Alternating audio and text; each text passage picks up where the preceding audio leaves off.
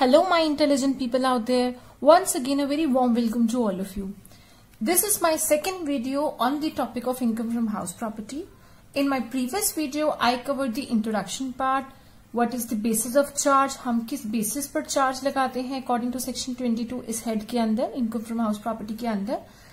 And we covered about deemed owner and composite rent. मतलब कि हमने बहुत सारे इंपॉर्टेंट कंसेप्ट्स के बारे में बात करी थी जो कि बेहद जरूरी है समझने बिफोर मूविंग फर्दर. वो इस चैप्टर का क्रक्स है, बेस है, फाउंडेशन है. अगर आपने वो वीडियो नहीं देखी है तो पहले आप अपना बेस बनाइए, देन आप ग्रॉस वैल्यू कैलकुलेट करना सीखिए.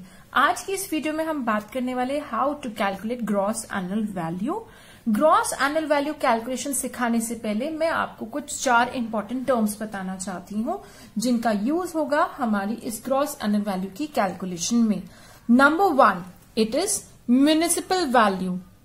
बेसिकली जो हमारी लोकल अथॉरिटीज हैं वो म्युनिसिपल टैक्सेस कलेक्ट करती हैं.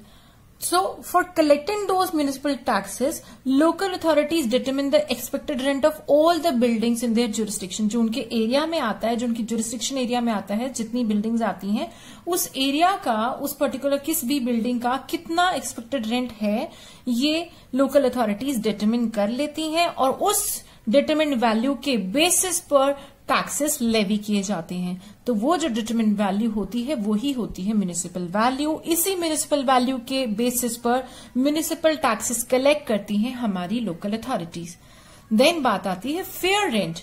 फेयर रेंट नाम से ही पता चला, the rent which is fair enough, जो कि मतलब कि हमें लगता है कि इस तरह के कमरे के लिए, इस तरह के मकान के लिए, फ्लैट के लिए इतना रेंट होना चाहिए. तो what is the definition? It is determined on the basis of the rent fetched by similar property in same और similar locality. उसी लोकेलिटी में या उससे मिलती जुलती सिमिलर लोकेलिटी में उतनी साइज की प्रॉपर्टी, उसके जैसी प्रॉपर्टी कितना किराया फेच करती है, वही होगी उस बिल्डिंग की फेयर रेंट. देन बात आती है standard rent.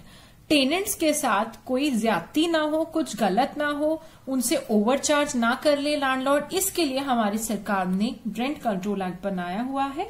Rent control act के तहत एक मैक्सिमम रेंट फिक्स कर दिया जाता है, एक लिमिट फिक्स कर दी गई है, एक बार लगा दिया गया कि इससे ज्यादा आप चार्ज नहीं कर सकते. So the maximum rent which a person can legally recover from his tenant under rent control act is what? It is standard rent. And what is actual rent? अब नाम से ही काफी क्लियर है. एक्चुअल रेंट मीन्स वो rent जो कि किराएदार एक्चुअली फाइनली लैंडलॉर्ड को दे रहा है. इसके अंदर अगर हम एक्चुअल रेंट अगर सपोज वो ज्यादा दे रहा है कि वो एसेट्स का भी दे रहा है या बिजली पानी का दे रहा है, तो उसके लिए हमारे अलग हेड्स ऑफ इनकम है, तो हम उसको रेंट में शामिल नहीं करते हैं. हम रेंट की जब बात कर रहे हैं तो सिर्फ रेंट की ही बात कर रहे हैं. और अगर रेंट देते वक्त सपोज हमारा जो टेनेंट है वो एम्प्लॉयर को, अपने लैंडलॉर्ड को कुछ सपोज सिलेंडर दे रहा है, 5 सिलेंडर, अगर मेरा सिलेंडर का काम है तो मैं अपने लैंडलॉर्ड को 5 सिलेंडर दे रही हूँ, तो 5 सिलेंडर की कीमत भी रेंट का ही पार्ट होगा, तो एक्चुअल रेंट बढ़ जाएगा. So basically actual rent means नाम से क्लियर है, एक्चुअली कितना रेंट फाइनली किराएदार मकान मालिक को दे रहा है. लैंडलॉर्ड की पॉकेट में टेनेंट की तरफ से कितना रेंट एक्चुअली आ रहा है. अब आइए चलते हैं बहुत इंपॉर्टेंट पार्ट की तरफ, ग्रॉस एनुअल वैल्यू कैसे निकाली जाती है. अगर आपके क्वेश्चन की ग्रॉस एनुअल वैल्यू ही गलत है तो आपके क्वेश्चन में निकाली गई इनकम फ्रॉम हाउस प्रॉपर्टी ही गलत होगी. ये चैप्टर वैसे बहुत ही आसान है, ये सभी हेड्स ऑफ इनकम में से सबसे आसान इनकम फ्रॉम हाउस प्रॉपर्टी है, लेकिन आपको बहुत ध्यान से समझ कर सारी चीजों को अंडरस्टैंड करके ही अटेम्प्ट करना है. तो फिर एरर होने के चांसेस, सिली मिस्टेक्स होने के चांसेस होंगे ही नहीं और आपका क्वेश्चन 100% एक्यूरेट होगा. तो हम आइए सीखते हैं ग्रॉस एनुअल वैल्यू कैसे निकाली जाती है. मैंने आपके सामने 3 स्टेप्स लिखे हैं. इन तीनों स्टेप्स को स्टेप बाय स्टेप चलना है, तो फाइनली लास्ट स्टेप पर आपकी निकल कर आएगी GAV, gross annual value. So the step number 1 in the first orange box, what is the step number 1? Municipal value or fair rent whichever is higher. आपको step 1 में एक वैल्यू निकालनी है जहां पर आप कंपेयर करेंगे MV म्युनिसिपल वैल्यू और FR म्युनिसिपल वैल्यू और फेयर रेंट में जो बड़ा होगा वो आपके स्टेप 1 का आंसर होगा और इसको आप आगे ले जाएंगे स्टेप 2 की तरफ.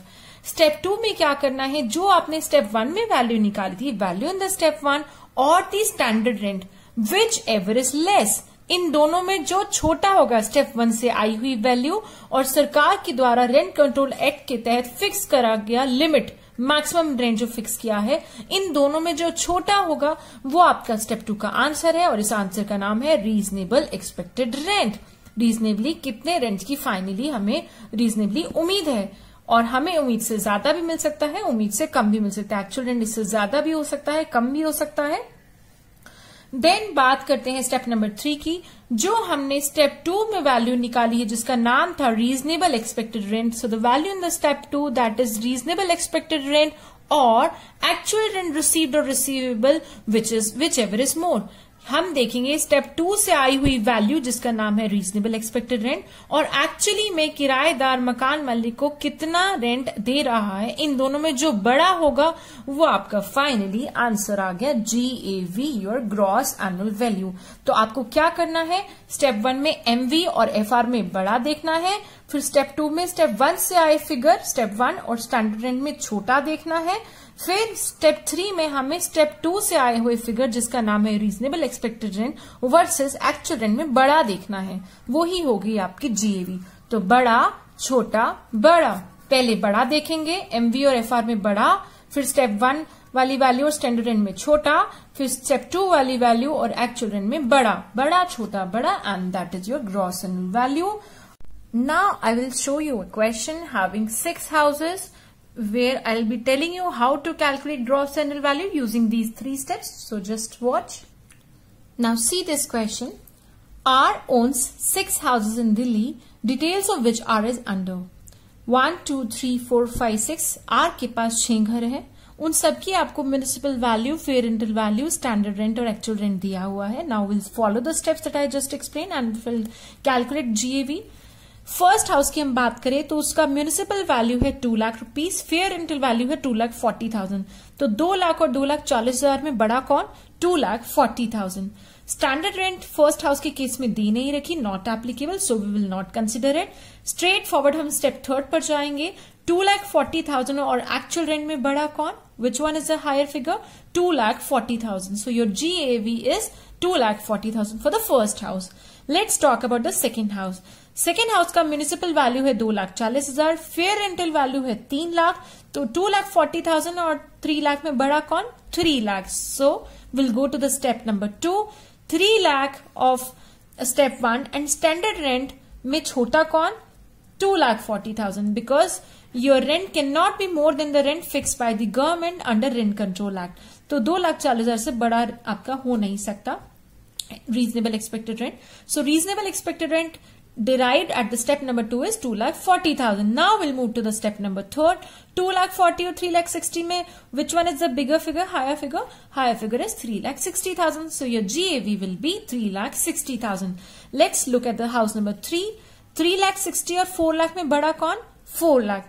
4 लाख और 5 लाख में छोटा कौन, 4 लाख। 4 लाख और 4,80,000 में बड़ा कौन, 4,80,000. So your GAV will be 4,80,000. Now look at house number 4. 4,20,000 और 4,20,000 में बड़ा छोटा कौन, दोनों फिगर सेम है। So 4,20,000 is the answer of the step 1.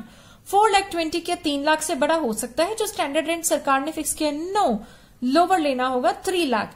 3 lakh और 3,60,000 में हायर फिगर कौन है, कौन सा है, actual rent 3,60,000. So your GAV will be 3,60,000. 4,80,000 और 5 लाख में बड़ा कौन, 5 lakh. 5 lakh and standard rent दे नहीं रखा तो आपका रीजनेबल एक्सपेक्टेड रेंट कितना होगा, जो स्टेप 1 में आया 5 लाख ओनली। देन 5 लाख और 5,40,000 में हायर फिगर कौन सा है, 5,40,000. सो your GAV will be 5,40,000. Now look at the house number 6. 4,50,000 and 5 lakh में बड़ा कौन, 5 लाख। 5 लाख और 4,80,000 में छोटा कौन, 4,80,000 और 4,80,000 और 4,20,000 में बड़ा कौन, 4,80,000. So your GAV for the 6th house will be 4,80,000. This is how we calculate gross annual value. From this gross annual value, we will deduct few things that I'll be explaining you in my next video. After deducting all the expenses, taxes, unrealized rent and the deduction prescribed under section 24, we arrive at income from house property. So you need to watch out my next video in which I will be talking about how to calculate income from house property and what is the pro forma for that. Thanks for watching. Stay connected. Do watch out my third video for the same chapter. Bye bye for now.